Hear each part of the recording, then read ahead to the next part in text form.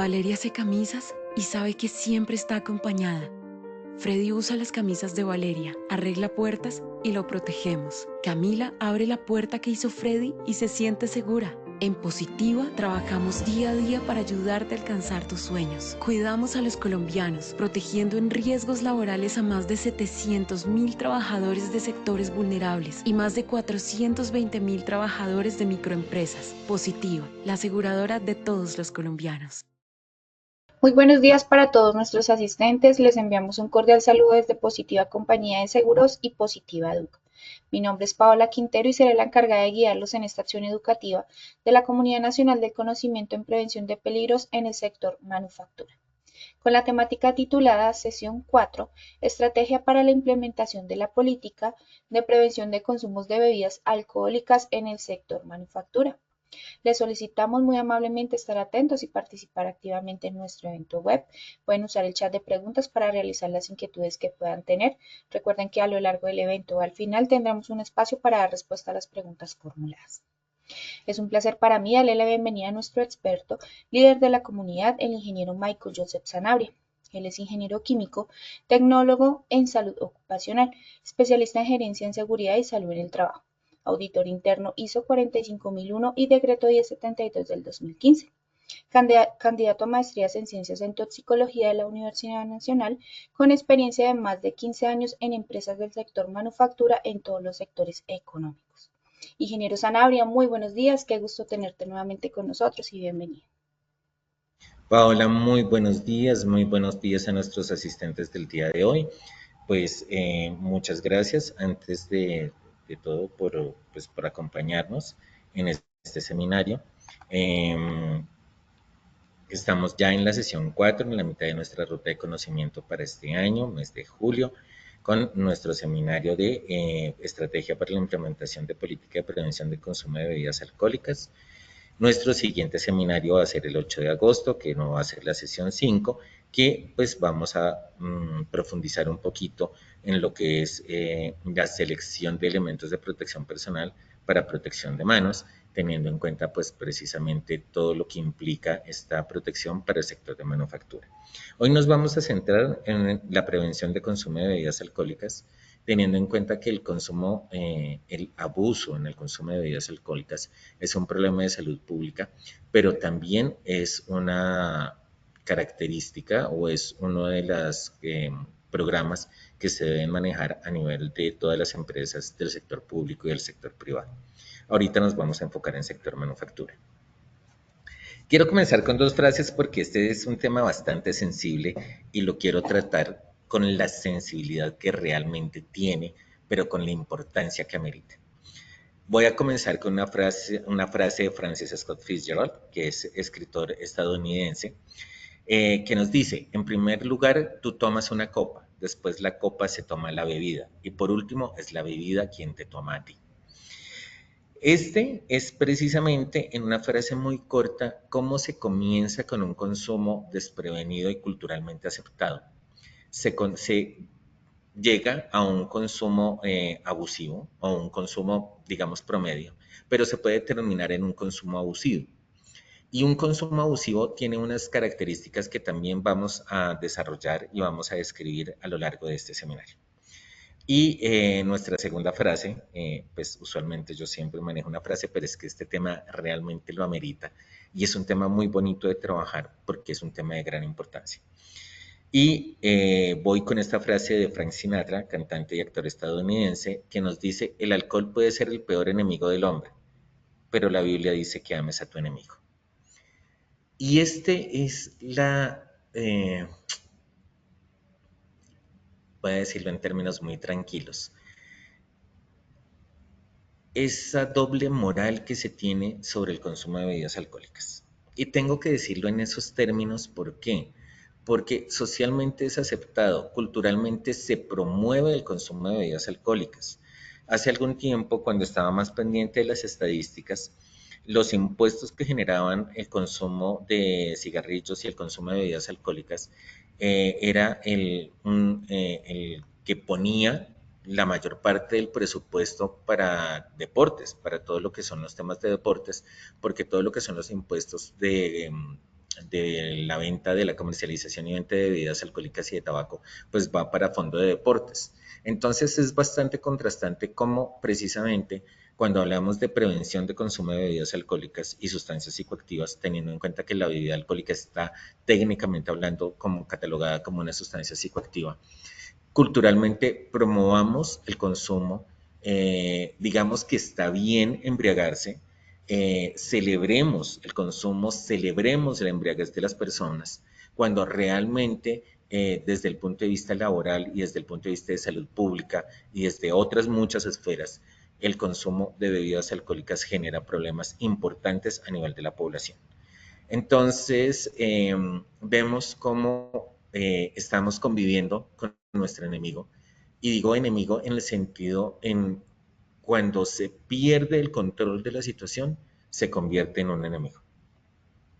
Y a nivel laboral, muchísimo más. Entonces, es importante tenerlo en cuenta y abordarlo de una forma correcta y de una forma muy honesta. Y eso es lo que busco en el enfoque de este seminario. Como objetivos, vamos a, en el primer objetivo, describir los efectos que tienen las bebidas alcohólicas en el organismo según grado de alcoholemia. En un segundo objetivo es relacionar la jurisprudencia. La jurisprudencia es muy importante, no solamente la normatividad relacionada, sino la jurisprudencia. Precisamente porque pues, este tema es tan contradictorio, tan controversial, tiene tantos detractores, pero también tiene tantos comentarios contradictorios y pues sí, realmente llaman la atención, que es importante que relacionemos la jurisprudencia y la normatividad con la prevención del consumo de bebidas alcohólicas. Y en un tercer momento se va a sugerir, nuevamente, sugerir los contenidos para la elaboración del programa de prevención de consumo de bebidas alcohólicas en trabajadores del sector manufactura. ¿Y por qué hablo de sugerir? Porque es que en la normatividad no está establecido unos lineamientos específicos desde el punto de vista de qué es lo que debe llevar un programa de prevención de consumo de bebidas alcohólicas, sustancias psicoactivas y tabaquismo. Hay unos referentes técnicos y sobre esos referentes técnicos es que me anclo para poder hacer la sugerencia de esta construcción que es tan importante para el sector manufactura. Vamos a tener 8 títulos, los cuales vamos a ir desarrollando a lo largo del seminario. En este momento pues no quiero leérselos porque vamos a comenzar con nuestro sondeo habitual, nuestro sondeo de 3 preguntas. Son preguntas relacionadas con el tema, también que está muy actual y está muy actual por precisamente la expedición de la resolución 1843 del 2025 que se dio hace un par de meses. Entonces, es un momento bien interesante y bien coyuntural para podernos actualizar. Para ello, Paola nos va a apoyar con nuestro seminario, con nuestro sondeo de las preguntas de nuestro seminario. Paola, ¿nos ayudas, por favor? Claro que sí, ingeniero, muchas gracias. Iniciaremos con nuestro sondeo. Les recordamos que realizamos 2 sondeos durante el evento, uno al inicio y el otro al final. El primero tiene como objetivo evaluar los conocimientos previos de los participantes y el segundo, medir lo aprendido. Iniciemos con la primera pregunta. Las pruebas de alcoholimetría, corresponden a A. Pruebas alcohol en aire expirado. B. Pruebas de alcohol en sangre. C. Examen clínico para determinar signos. D. Examen para determinar embriaguez. Daremos 15 segundos a nuestros asistentes para que respondan la opción que consideren correcta. Estos son los resultados. A. Pruebas alcohol en aire expirado 45%. B. Pruebas de alcohol en sangre 14%. C. Examen clínico para determinar signos 4%. D. Examen para determinar embriaguez 37%. Continuamos con nuestra segunda pregunta. La prevención del consumo de bebidas alcohólicas es importante por A. Evita mal ambiente laboral. B. Controla el desempeño de los trabajadores. C. Determina el comportamiento de las personas. Y D. Previene ATEL y promueve entornos saludables. 15 segundos y conocemos los resultados. Estos son los resultados. A. Evita mal ambiente laboral, 7%. B. Controla el desempeño de los trabajadores, 2%. C. Determina el comportamiento de las personas, 19%. Y D. Previene a TEL y promueve entornos saludables, 72%. Continuamos con nuestra tercera y última pregunta. Las pruebas de alcoholemia se realizan por A. IPS ocupacional, B. Laboratorio certificado, C. Médico ocupacional, D. Persona certificada operador de PA. 15 segundos y conocemos resultados. Estos son los resultados. A. IPS ocupacional, 2%. B. Laboratorio certificado, 2%. C. Médico ocupacional, 17%. D. Persona certificada operador de PA, 79%. Conociendo así los resultados de este sondeo inicial, le damos el paso a nuestro experto, el ingeniero Joseph Sanabria. Gracias, Pau. Permítanme un segundo, que esto siempre me toma el pelo. Ok. Están viendo mi pantalla, ¿cierto, Pau? Sí, señor. Ok. Bueno, vamos a hablar de las bebidas alcohólicas y de los efectos en el organismo. Vamos a comenzar por caracterizar las bebidas alcohólicas. Tenemos tres tipos de bebidas alcohólicas: bebidas fermentadas, bebidas destiladas y otras bebidas alcohólicas. ¿Por qué es importante caracterizar las bebidas alcohólicas? Porque dependiendo del tipo de bebida, asimismo es el grado de alcohol en porcentaje volumen a volumen. ¿Qué quiere decir un porcentaje de volumen a volumen? Es porcentaje, es decir, mililitros de alcohol por mililitros de bebida alcohólica. Tenemos las bebidas fermentadas, que son bebidas que pues parten de una materia prima y se fermentan por procesos de fermentación con diferentes cepas. Y entonces pues tenemos la cerveza, que tiene un 3 a un 7% de alcohol. Tenemos el vino, que se encuentra en un 9 a un 15% de alcohol. Y la sidra, que son bebidas fermentadas de manzana, están entre un 2 y un 8% de alcohol. Tenemos el sake, que es una bebida fermentada del arroz, está entre un 13 y un 16%. Nos podemos dar cuenta que pues, los que tienen un mayor porcentaje de alcohol es el vino y el sake. Pero cuando hablamos de bebidas destiladas, es decir, son bebidas que se obtienen a partir de un proceso de fermentación, pero posteriormente sufren un proceso de destilación para eliminar pues, otros componentes que se dan en el proceso de elaboración. Ya tenemos un grado de refinación que nos conduce a tener unos porcentajes de alcohol mucho más altos. Cuando tenemos vodka, estamos hablando entre un 37.5 y un 42%. Ginebra, que es similar, 37.5 a un 40%. Tenemos el ron, tenemos el whisky, que está entre un 40 y un 62%. El tequila, que se encuentra entre un 35 y un 55%. El brandy, que se encuentra entre un 36 y un 45%. Y el aguardiente, que se encuentra entre un 24 y 29%. ¿Esto qué quiere decir? Que no es lo mismo tomarse una copa de vino que tomarse la misma cantidad de una bebida fermentada o una cerveza frente a una bebida destilada, perdón, destilada no fermentada, sino una bebida destilada. ¿Por qué? Porque el consumo no es proporcional. ¿Esto qué quiere decir? Que a mayor consumo de bebidas alcohólicas destiladas, vamos a tener una mayor concentración de alcohol en sangre por vía de ingestión. Entonces, esto es importante también tenerlo en cuenta. Y también tenemos otras bebidas alcohólicas que son bebidas dulces, cócteles o bebidas fortificadas. Los cócteles es una de estas muestras donde pues no tenemos clara la composición, pero también dependiendo del componente del cóctel o de la mezcla de cóctel, pues asimismo van a tener un impacto en lo que son los efectos desde el punto de vista a corto plazo, es decir, toxicidad aguda. Y aquí hablo de toxicidad aguda o efectos agudos. ¿Por qué? Porque efectivamente el alcohol es una sustancia química que está entrando, que está entrando al organismo por vía de ingreso, ingestión. Entonces está haciendo todo este proceso que entra al organismo por vía de ingestión, que se ingesta, llega pues, a lo que es estómago, hace el proceso de absorción a través del sistema gastrointestinal y pues llega a metabolizarse al hígado y pues de ahí ya se distribuye a lo largo del organismo. También tenemos y recorre en sangre. Pero ¿cuáles son los efectos crónicos de las bebidas alcohólicas, del consumo de bebidas alcohólicas?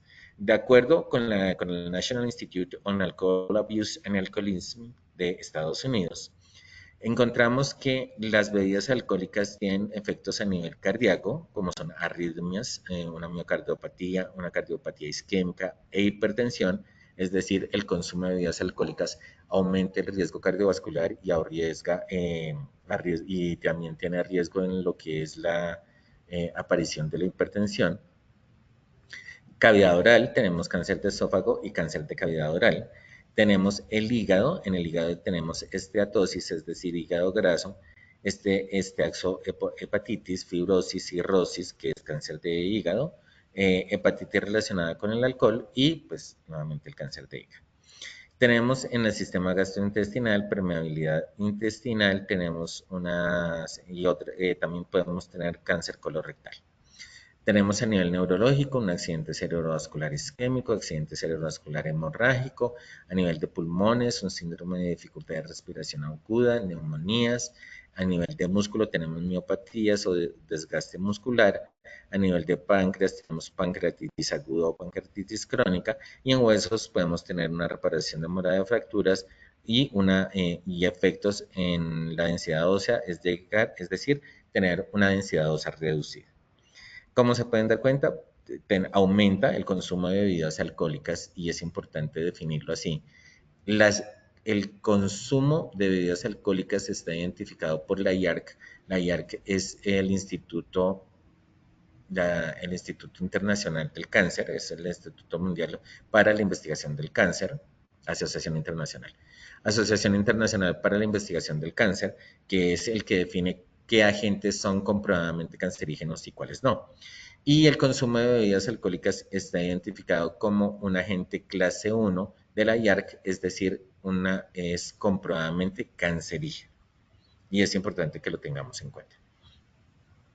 Pero a nivel del cerebro, ¿y por qué miramos cerebro? Porque es que todo lo que es la respuesta motora, todo lo que es el habla, todo lo que es la concentración y otros, pues que son muy importantes para el desempeño laboral, están asociados también a los consumos de bebidas alcohólicas. El alcohol, y es importante que hablemos y diferenciemos correctamente los términos. La bebida alcohólica es la bebida fermentada, la bebida destilada o mezclas. Y el alcohol es el alcohol etílico, etanol, que se encuentra en la bebida alcohólica, que entra por vía ingestión. Entonces, cuando estamos hablando de alcohol, ¿sí? Y hablamos de los programas de prevención de consumo de bebidas alcohólicas, porque también es importante hacer la diferenciación porque tenemos otros contactos con etanol, pues ahorita todo lo que es el uso de geles para manos y demás, que nos quedó como efecto de la pandemia de usar del etanol, que es alcohol etílico, al 70% o al 96%, bueno, en algún porcentaje, como desinfectante. Entonces, por eso es importante tener la claridad de lo que estamos hablando. El alcohol etílico, es decir, el etanol, interfiere con las vías de comunicación del cerebro porque es que lo que entra al organismo es la bebida alcohólica, pero lo que se absorbe por vía gastrointestinal es el alcohol etílico que entra al torrente sanguíneo. Entonces, cuando hablamos de ese etanol, estamos hablando que ese etanol interfiere con las vías de comunicación del cerebro y puede afectar la forma en que el cerebro se ve y funciona. Estas interrupciones pueden cambiar el estado de ánimo y el comportamiento y hacer que sea más difícil pensar con claridad y moverse con coordinación. Por eso es que uno de los signos de la embriaguez es precisamente todo lo que son los efectos que no puede caminar la persona, que se tambalea, que no puede estar, que pierde el equilibrio y otros aspectos también que vamos a describir un poco más adelante.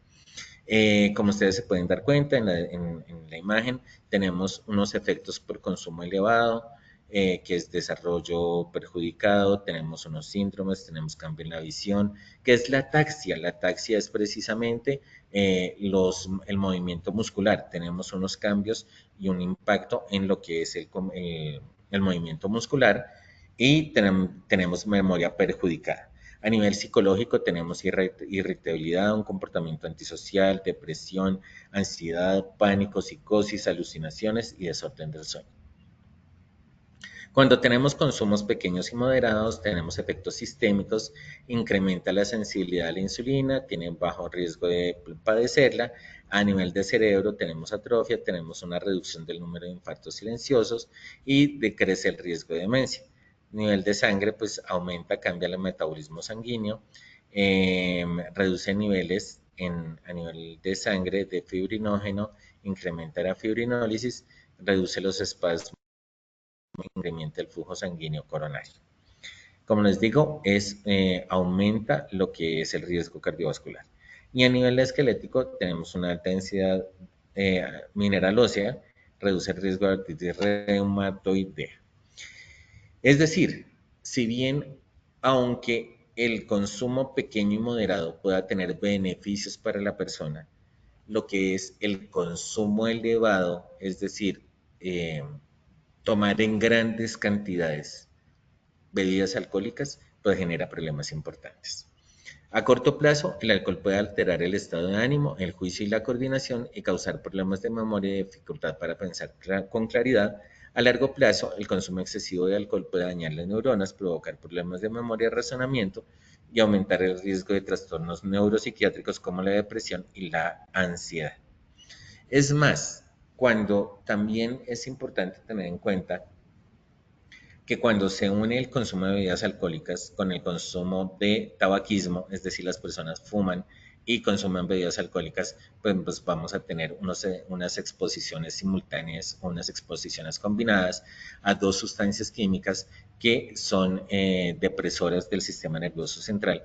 Y cuando hablo de depresoras no es que generen depresión, no, sino que afectan el funcionamiento correcto del sistema nervioso central y deprimen las funciones que coordina el sistema nervioso central. Entonces disminuye la movilidad, disminuye la capacidad del habla, la coordinación, la concentración, el equilibrio y demás signos que les había mencionado.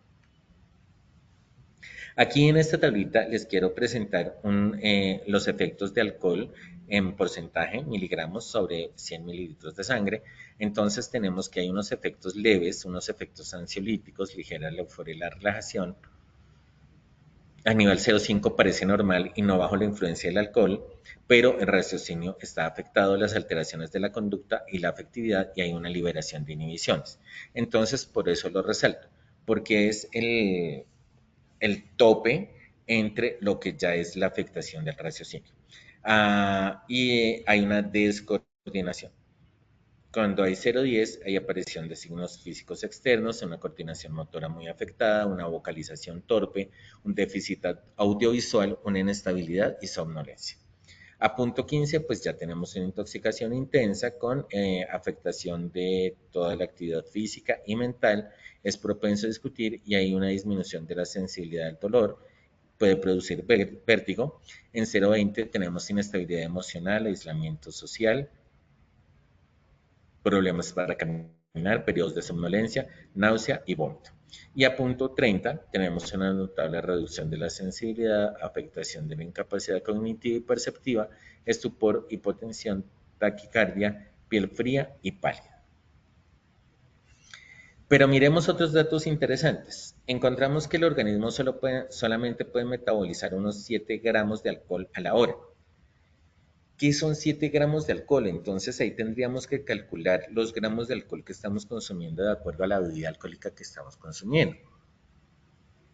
Esto se vuelve interesante, pero es poco práctico. ¿Por qué? Porque cuando se está en ese proceso de consumir bebidas alcohólicas, lo último que las personas se preocupan es por saber cuánto han consumido realmente. Pero es importante tenerlo en cuenta. Y este tope son 7 gramos de alcohol, es decir, hay una metabolización de 7 gramos de alcohol a la hora. Si se supera los 0.8, entonces tengan en cuenta que ese es el tope. El tope es lo que se puede metabolizar a la hora, es decir, la capacidad del organismo. Y otra cosa es la cantidad de alcohol en sangre. Precisamente como no se puede metabolizar el alcohol, después de 7 gramos, va a quedar una concentración de alcohol en sangre. Por eso se presenta en gramos sobre litro. 0,8 gramos que corresponden a 800 miligramos de alcohol en sangre, en el cual aparece una confusión visual y una falsa apreciación de las distancias y las velocidades. Esto es muy importante tenerlo en cuenta. Por encima de 1,5 gramos por litro, aparece la visión doble y trastornos de la coordinación de movimiento y equilibrio. Más de 3 gramos por litro provoca embriaguez y con niveles de 4 gramos por litro o más puede sobrevenir el coma etílico y más adelante la graduación alcohólica se expresa en grados y mide el concejo de alcohol absoluto en 100 centímetros cúbicos, o sea, el porcentaje de alcohol que contiene una bebida. Con esta información de base nos vamos a ir a lo que es la normativa y la jurisprudencia. Pau, ¿tenemos alguna pregunta de los asistentes en este punto? No, señor, en el momento no tenemos. Vale, perfecto. Entonces, cuando hablamos de la normatividad, empezamos a hablar de la resolución 0312 del 2019 en la fase del hacer en el estándar de gestión de la salud, condiciones de salud en el trabajo, tenemos el numeral 3.1.7, estilos de vida y entornos saludables, en el cual nos solicita controles de tabaquismo, alcoholismo, farmacodependencia y otros. Nos pide o debemos tener como evidencia un programa respectivo y los documentos y registros que evidencian el cumplimiento del mismo.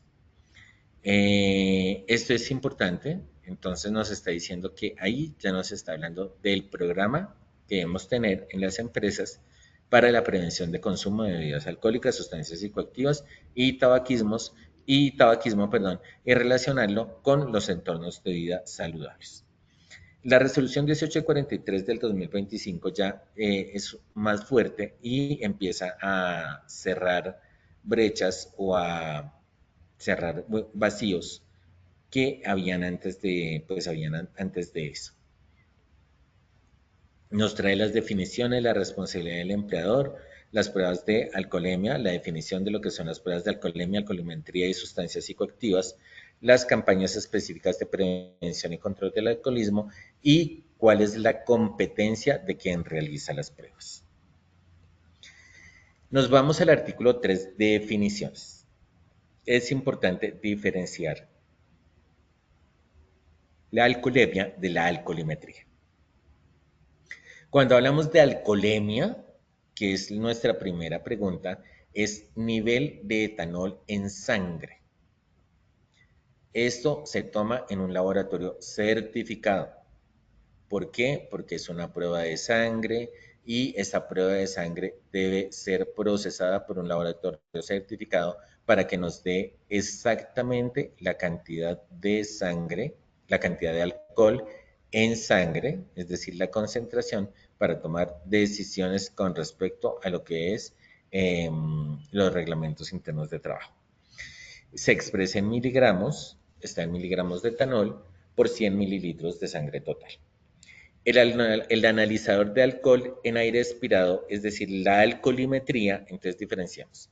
Alcoholemia es sangre.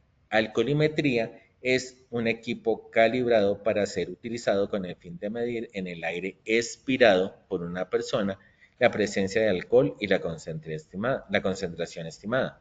Entonces, cuando nos piden que soplemos al ingreso de nuestras empresas, lo que nos están haciendo es una alcoholimetría. Y requiere pues los pasos para ello. Y dentro de los pasos para ello se encuentra el consentimiento informado, que es la aceptación libre, voluntaria y consciente de un paciente o usuario manifestado en pleno uso de sus facultades para que tenga lugar un acto asistencial. Para que el consentimiento se considere informado, el paciente o usuario deberá entender la naturaleza de la decisión a consentir. Allí, tras recibir la información, que le haga consciente de los beneficios, riesgos, alternativas e implicaciones del acto asistencial. Para efectos del estándar de historia clínica, el consentimiento informado es el documento que se produce luego de la aceptación de las condiciones escritas. Para presentar o para hacer una alcoholemia o una alcoholimetría, ¿necesitamos consentimiento informado del trabajador? Claro que sí. Pero vamos a mirar quién lo hace. Permítanme un segundo. Ok. Pau, ¿me están escuchando? Sí, señor. Ok. Entonces nos vamos a la prueba de alcoholimetría, que la regula el artículo 24 de esta resolución 1843 del 2025. Nos dice que las tomas de la muestra de alcoholimetría de sustancias psicoactivas debe ser realizada por personal médico con licencia en salud ocupacional vigente. Entonces ya cierra el perfil.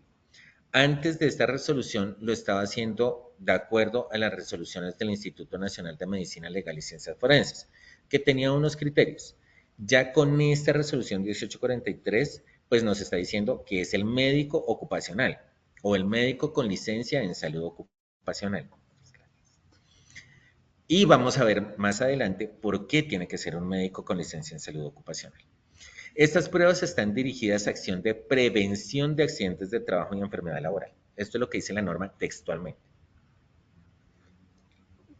Y además de eso, dice que se debe contar con un sistema de aseguramiento de la calidad que incluye aspectos relacionados con la calibración del equipo y capacitación de los profesionales responsables de la toma, custodia y reserva de los resultados, entre otros, es decir, del médico ocupacional que llegase a realizar las pruebas de alcoholimetría. Entonces, primero, siempre tengamos claro, alcoholimetría es aire expirado, alcoholemia es alcohol en sangre. ¿A quiénes se va a realizar esta prueba? Esta prueba se podrán aplicar a aquellas personas cuya actividad laboral implique un riesgo para los demás o los que son de responsabilidad respecto de terceros y deberán estar implementadas y justificadas técnicamente en el marco del sistema de gestión de seguridad y salud en el trabajo.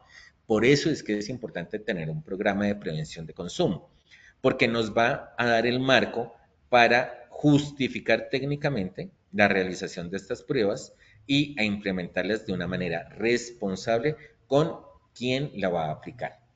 En el parágrafo 1 nos dice quiénes son estas personas, pues son conductores de cualquier vehículo, aquellos que manipulan cualquier sustancia química peligrosa, los trabajadores que realicen tareas críticas como trabajo en alturas, energías peligrosas y espacios confinados, entre otros. Y entonces, en esta resolución 1843 nos remite a la resolución 181 del 2015 y la resolución 625 del 2015, como les presenté aquí. Pero cuando uno va a buscar la resolución 181 y la resolución 625, encuentra que estas dos resoluciones están derogadas por la resolución 1844 del 2015 del Instituto Nacional de Medicina Legal y Ciencias Forenses. ¿Y por qué las derogó? Porque en la resolución 181 está la guía para la aplicación o la realización de pruebas de alcoholimetría y en la resolución 625 se presentan los criterios para capacitar a los operadores que van a realizar estas pruebas. La resolución 1844 del 2015 se llama por la cual se adopta la segunda versión, es decir, la primera versión es la 181, la que se derogó, y la segunda versión es la que tenemos actualmente, que es la segunda versión de la guía para la medición indirecta de alcoholemia a través de aire expirado. Y la guía tiene unas definiciones, tiene unos recursos, que es un manual de operaciones de los medidores de alcohol en aire expirado y el personal que capacitado para operar. Tiene una interpretación de resultados en los cuales aparecen 3 grados de consumo, menos, digo 3 porque aunque son 4 realmente, pues el 3 que es menos de 20, que es negativo, entre 20 y 39, que es grado 1, entre 40 y 99, que es grado 2, y superiores a 100, que es grado 3. La capacitación de los operadores tiene que ser con alcohol, también se establecen los lineamientos para la capacitación de los operadores de alcosensores, es decir, con los que se realiza la alcoholimetría. Pero aquí es donde viene la mayor justificación para que sea médico. El Instituto de Medicina Legal y Ciencias Forenses establece una guía para la determinación clínica forense de grado del estado de embriaguez agudo. Como les decía, esto es un efecto agudo, es embriaguez aguda. Y esto es muy importante, ¿por qué? Porque es que no es solamente hacer una medición, sino mirar de una manera integral cómo está llegando el trabajador. Como ustedes se pueden dar cuenta, perdón, me voy a volver un momento, aquí nos está hablando que a 0,05 parece normal y no bajo la influencia del alcohol. Entonces, pues por eso es que es importante tener a un médico ocupacional, pues, pero más que todo porque es médico, haciendo esta, prueba de alcoholimetría en los trabajadores para establecer o determinar su estado de embriaguez. ¿Qué es lo que tenemos en esta guía en su versión 2, en su segunda versión? El médico ocupacional debe tener una formación en operador de alcosensores que también está establecida en esta guía en la segunda versión, que es la que está definida por la resolución 1844 de 2015. Pero ahora debemos hablar también de la jurisprudencia. La jurisprudencia vigente establece que el estado de embriaguez puede ser considerado como justa causa de despido, especialmente si se pone en riesgo la seguridad y salud del infractor, es decir, que el que está bajo los efectos del embriaguez, se pone en riesgo la seguridad y salud de los compañeros, estamos hablando de jefes, visitantes, etcétera, cuando se afecta notablemente el adecuado desempeño laboral. Sin embargo, se debe evaluar la gravedad de la conducta en función de, primero, el contexto laboral y segundo, las responsabilidades del trabajador. Esta resolución nos dice que a juicio del alto tribunal, perdón, la jurisprudencia nos dice que a juicio del alto tribunal no es apropiado calificar la conducta en términos generales, sino que, contrario sensu, que es un término muy legal, entonces pues no quiero profundizar porque yo solamente estoy citando, ha de considerarse el ambiente en que se suscita la relación laboral, atendiendo las funciones y el entorno específicos. Entonces, démonos cuenta, si bien la jurisprudencia en algún momento establece que si la persona no pone en riesgo ni su vida ni a sus compañeros y que puede desempeñar sus funciones laborales o las funciones para las cuales está contratado, pues no es motivo de despido. Sin embargo, esto es importante hacerle un análisis más a detalle. Con esta base, con lo establecido en la resolución 1843 y lo establecido en la jurisprudencia para el consumo de bebidas alcohólicas y la eh, llegada al trabajo de personas bajo efectos del alcohol, entonces tenemos que identificar los peligros para los trabajadores del sector manufactura. Pau, ¿tenemos una pregunta? Sí, señor, aquí tenemos una pregunta, la realiza Rosalena Cucaita. Si en la empresa se realiza tamizaje de alcoholemia y sale un trabajador positivo, ¿qué proceso haríamos sin tener problemas legales? La persona, ¿qué competencias debe tener? Bueno, vamos para allá y qué buena pregunta.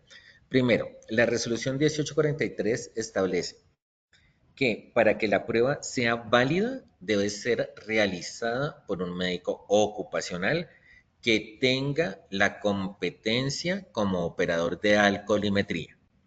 Estamos hablando alcoholimetría, no alcoholemia. Alcoholemia es prueba en sangre.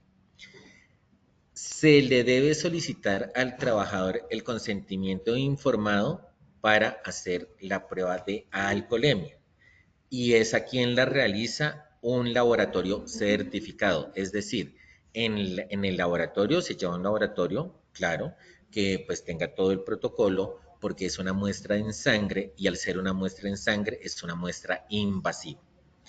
Dependiendo de los resultados, porque esto es una prueba en sangre invasiva, es una prueba invasiva porque es una toma de muestra en sangre, esa muestra hay que analizarla para determinar la concentración de alcohol en sangre y relacionarlo con lo que está establecido en el reglamento interno de trabajo, dependiendo cómo establece la jurisprudencia, el contexto laboral, las responsabilidades del trabajador, cómo está poniendo en riesgo la seguridad y salud en su trabajo de él mismo, cómo está exponiendo a los compañeros en los cuales con los cuales está trabajando, la seguridad y salud en el trabajo de sus compañeros, jefes, visitantes, etcétera, y cómo está afectando ese grado de embriaguez de acuerdo a lo establecido por medicina legal y ciencias forenses, su desempeño laboral. Entonces, esto es lo que debemos tener en cuenta. Y precisamente en ese orden de ideas es cuando debemos contextualizar a los trabajadores del sector manufactura. Cuando estamos hablando de los trabajadores de logística, son conductores de montacarga y auxiliares de bodega. Nada que hacer.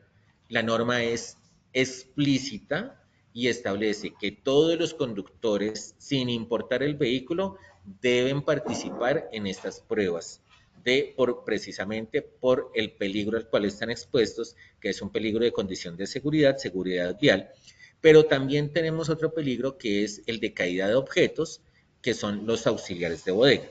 También la norma establece de forma explícita la utilización de sustancias inflamables. Entonces, donde estamos en sector de manufactura, que está asociado a industria química y se están manipulando sustancias químicas y sustancias inflamables con mayor razón, que es el segundo punto, la producción, condición de seguridad mecánico por partes en movimiento, operación de máquinas y equipo, utilización de sustancias químicas. Pero adicional a ello, las personas de montacargas tienen utilización de sustancias inflamables cuando están operando montacargas con gas o montacargas con ACPM, que es otra de los tipos de vehículos que tenemos. También tenemos las personas de mantenimiento que están expuestos a realización de tareas críticas, y aquí hablo tareas críticas para no confundirlo con otros términos que ya hemos manejado. Cuando hablamos de realización de tareas críticas, estamos hablando de exposición a energías peligrosas, lo que es energía potencial, energía cinética, es decir, todo lo que es el uso de malacates, el uso de diferenciales, es decir, donde hay manipulación de cargas por medio de ayudas mecánicas. Estamos hablando también de trabajo en alturas, pero por supuesto, trabajo en espacios confinados, entre otros. También tenemos exposición a energía eléctrica, porque el sector eléctrico es uno de los sectores que tiene una mayor peligrosidad desde el punto de vista de la consecuencia del accidente de trabajo. Cuando hablamos del área comercial, estamos hablando de personas que tienen una toma de decisiones. Y si bien claro, no impacta tanto en los efectos de las bebidas alcohólicas desde el punto de vista motor o de motricidad como tal, pero sí está afectando la concentración y la toma de decisiones. Y cómo esa toma de decisiones puede estar afectando la integridad y de su persona y de la empresa como tal. Y también debemos tener en cuenta que hay una condición de seguridad cuando estamos hablando que las personas del área comercial se están desplazando en diferentes lugares, cómo esos efectos del consumo de bebidas alcohólicas está potenciando el riesgo al que están expuestos en la condición de seguridad por seguridad vial y el riesgo público. Y finalmente hablamos de la parte administrativa en donde el impacto que tenemos de los efectos del consumo de bebidas alcohólicas está asociado a la toma de decisiones y al nivel de coordinación y de concentración que puede poner en riesgo la integridad de la empresa. ¿Y por qué digo que puede poner en riesgo la integridad de la empresa? Y es decir, afectar el desempeño de las personas.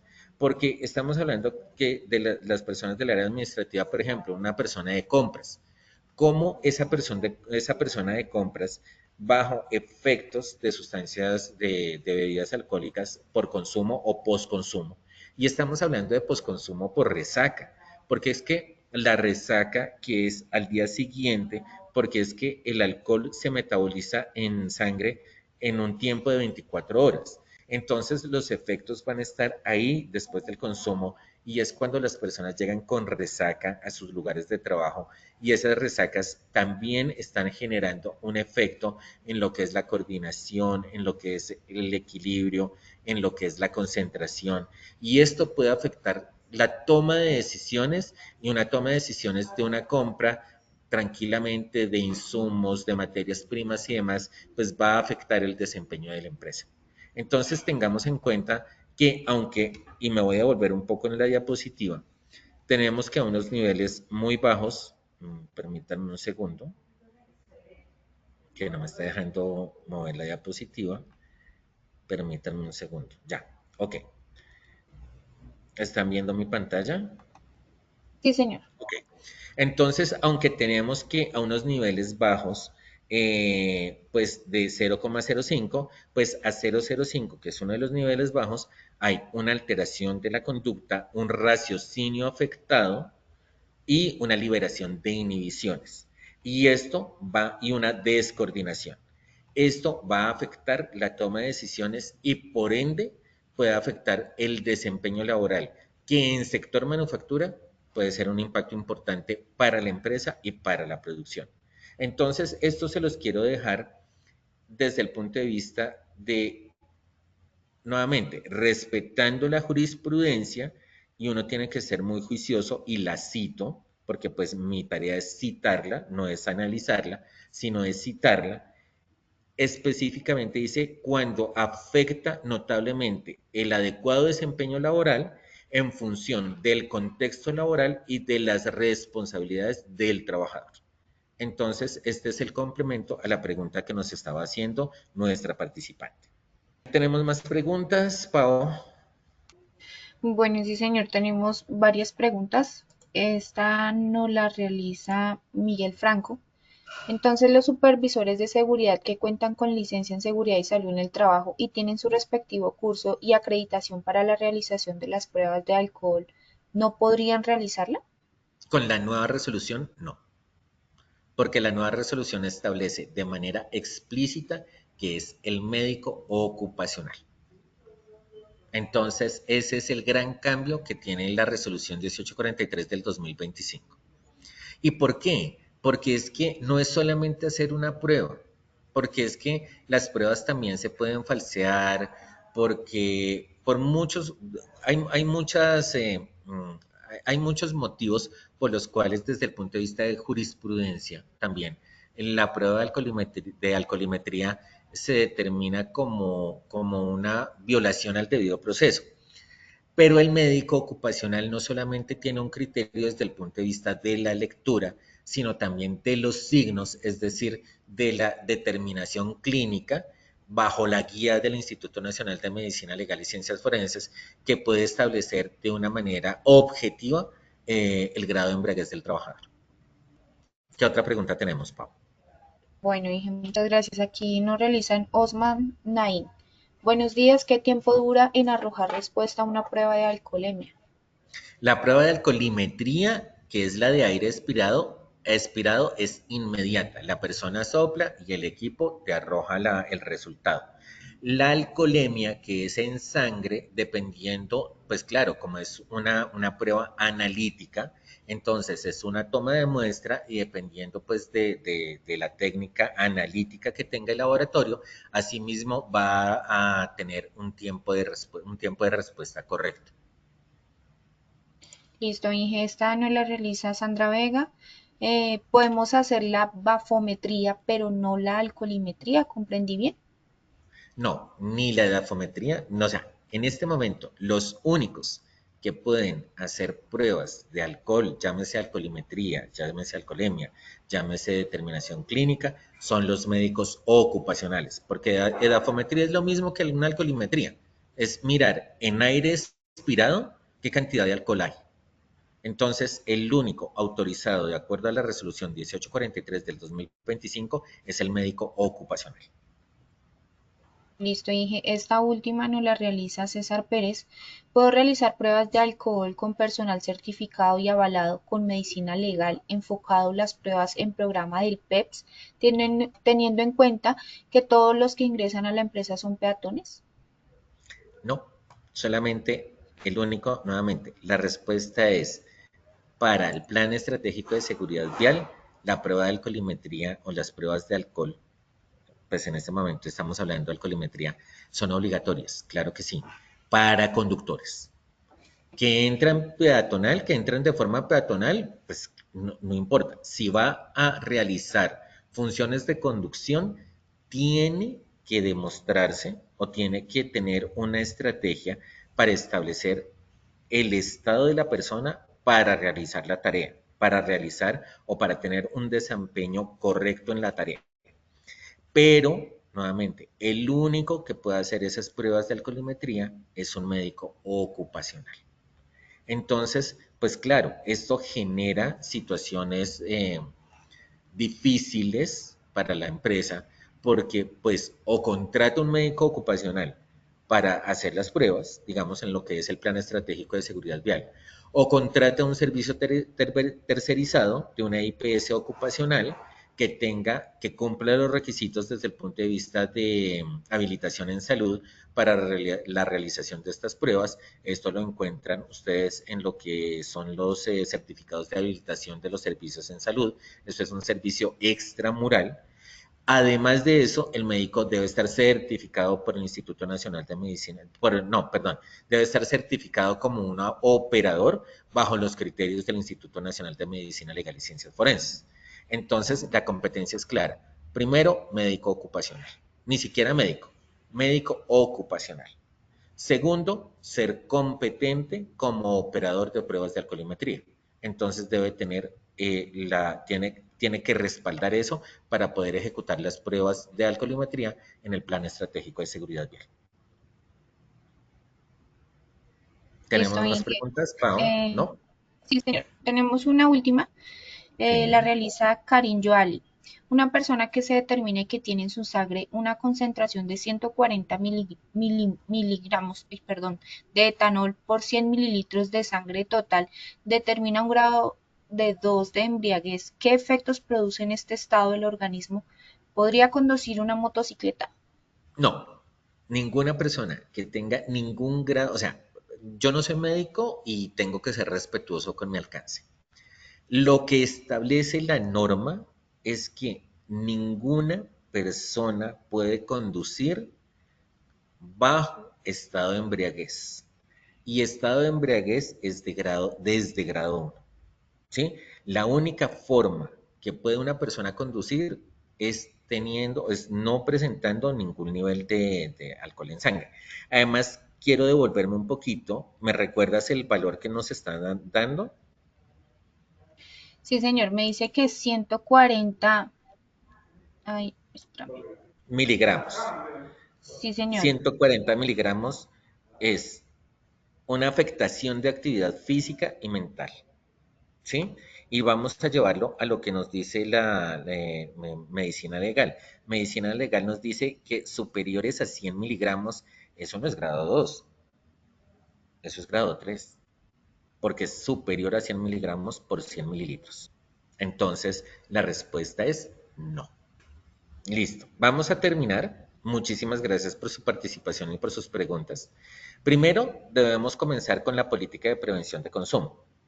Se debe especificar la influencia de bebidas alcohólicas por consumo o efectos postconsumo, es decir, debemos involucrar los efectos de la resaca, teniendo en cuenta que el metabolismo del alcohol en el organismo es de 24 horas, relacionarlo con el reglamento interno de trabajo desde el punto de vista de lo que son las faltas de trabajo graves, y también pues todo esto relacionado con los temas sancionatorios, que esto ya le corresponde al área de talento humano. Nosotros solamente arrojamos el resultado de, la persona tiene esta cantidad, ya solamente lo reportamos y el proceso disciplinario se sale de nuestro alcance.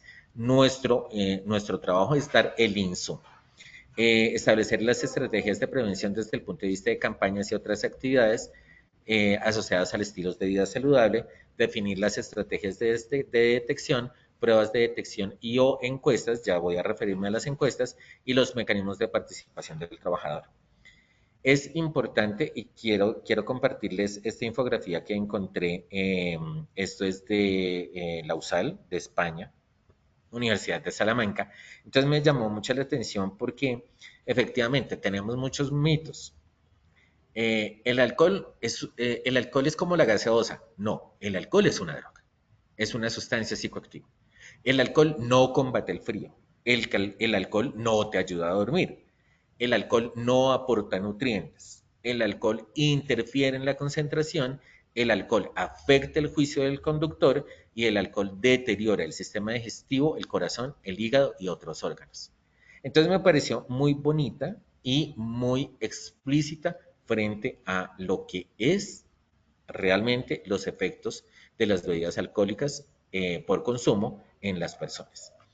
Finalmente, nuestro programa de prevención de consumo debe tener unos objetivos, unos indicadores, unas definiciones aplicables al entorno laboral y relacionados con los programas de estilo de vida saludable, nutrición, deportes y otros, cuáles son las pruebas de detección y los mecanismos de ejecución, alcoholimetría y alcoholemia, realizados por médico ocupacional de la empresa o campaña contratada por IPS ocupacional, pruebas de tamizaje frente al consumo abusivo, ya les voy a presentar rápidamente cuáles son esas pruebas de tamizaje, apoyo a trabajadores con identificación de consumo abusivo, es decir, alcoholismo, teniendo en cuenta la definición de alcoholismo desde el punto de vista del DSM-5, y las campañas de prevención y sensibilización de consumos de bebidas alcohólicas que se van a realizar al interior de la empresa. El alcoholismo está definido en el DSM-5, que es pues, el que desde el punto de vista de salud, como un trastorno por consumo de alcohol, TCA, caracterizado por un patrón problemático de consumo que lleva a un deterioro o malestar significativo.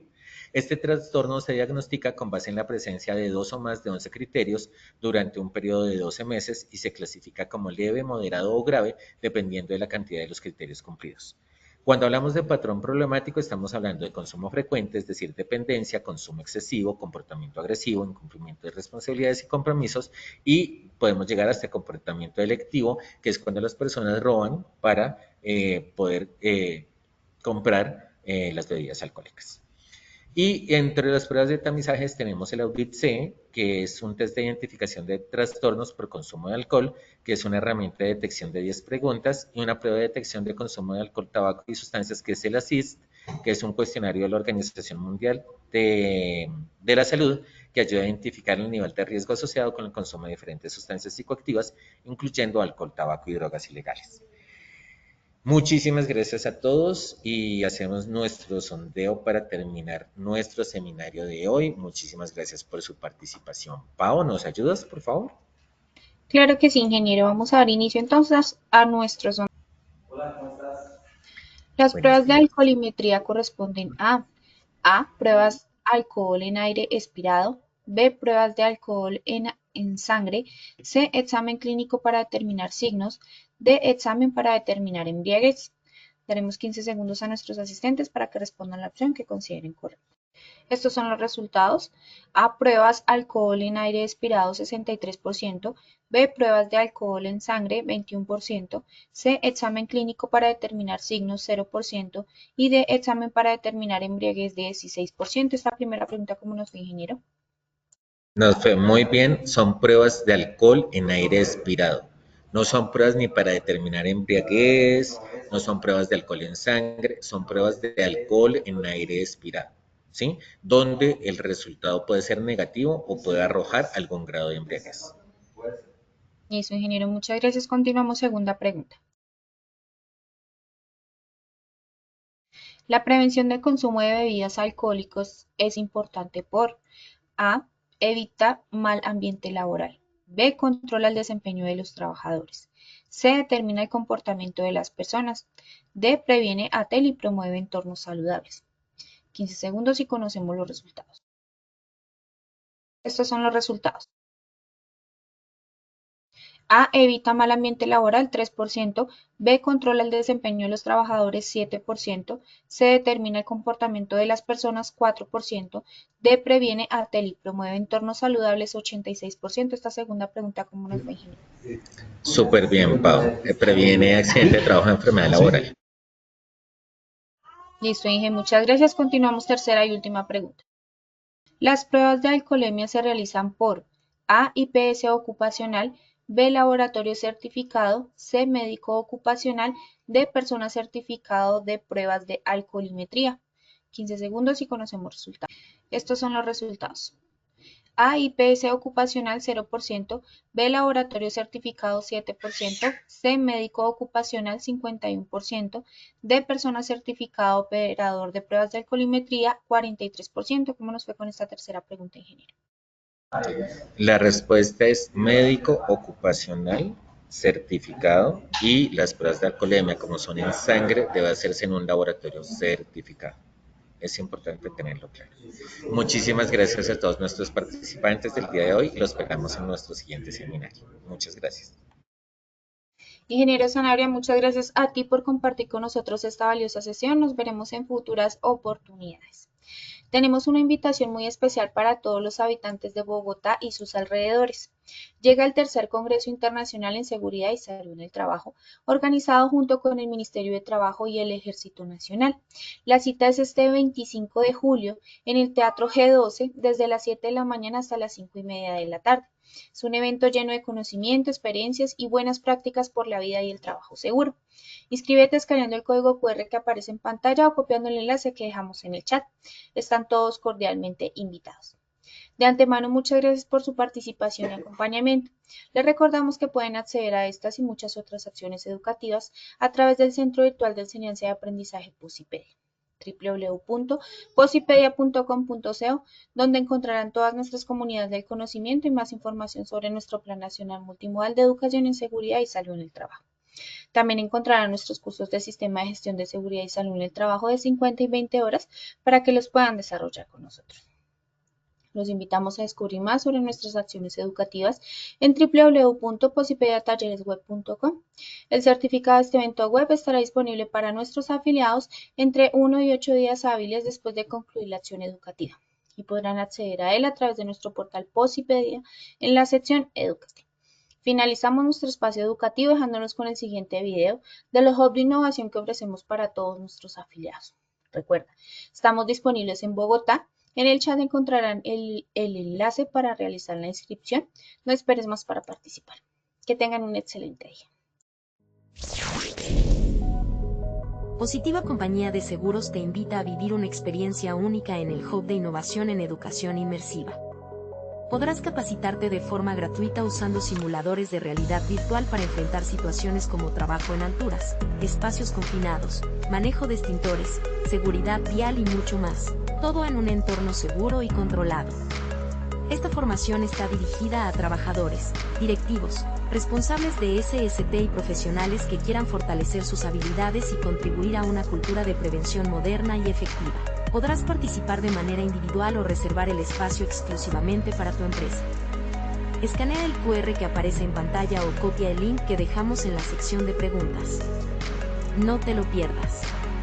Acércate al hub de tu ciudad, inscríbete y transforma la manera en que aprendes sobre seguridad laboral. ¡Te esperamos!